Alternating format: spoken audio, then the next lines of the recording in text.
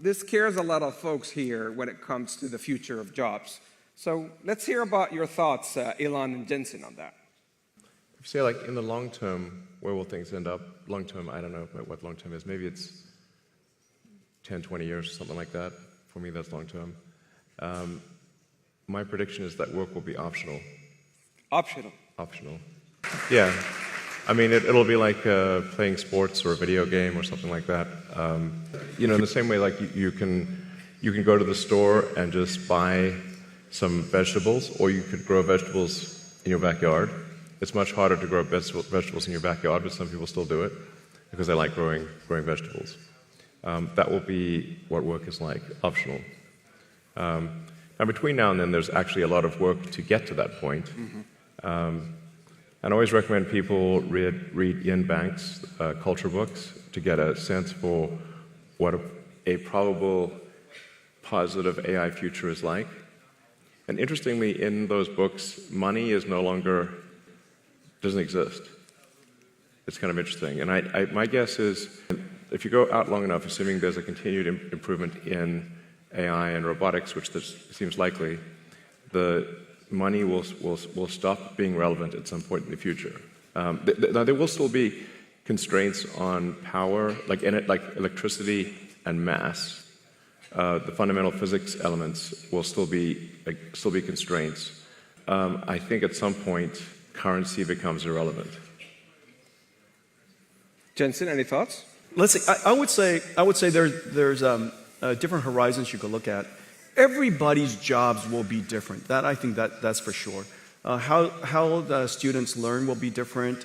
How people do their work will be different, obviously, because a lot of the things that we do mundanely or arduously or very difficultly are going to be done very simply. And so we're going to be more productive from that sense. One of the things that I will say is that for most people or a company, if your life becomes more productive, and if the things that you're doing with great difficulty become simpler, it is very likely, because you have so many ideas, you'll have more time to go pursue things. It is my guess that Elon will be busier as a result of AI. I'm going to be busier as a result of AI. And the reason for that is because we have so many ideas we want to pursue, so many things that we still have in our backlog inside our company that we can go pursue. If we were more productive, we can get to those things faster.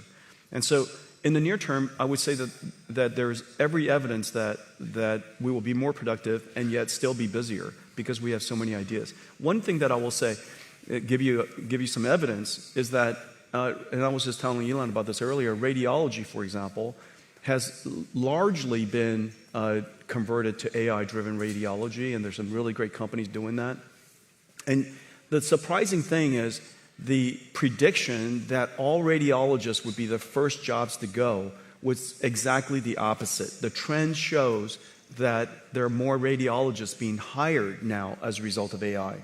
And the reason for that, if you take a step back, it's because the goal of a radiologist is not to study the images. The goal of a radiologist is to diagnose a disease. Now the studying of the images became so productive, they could study more images, study more modalities, spend more time with the patients. And as a result, they're actually accepting more patients. We're doing more radiology all around the world. We're doing a better job with diagnosing disease.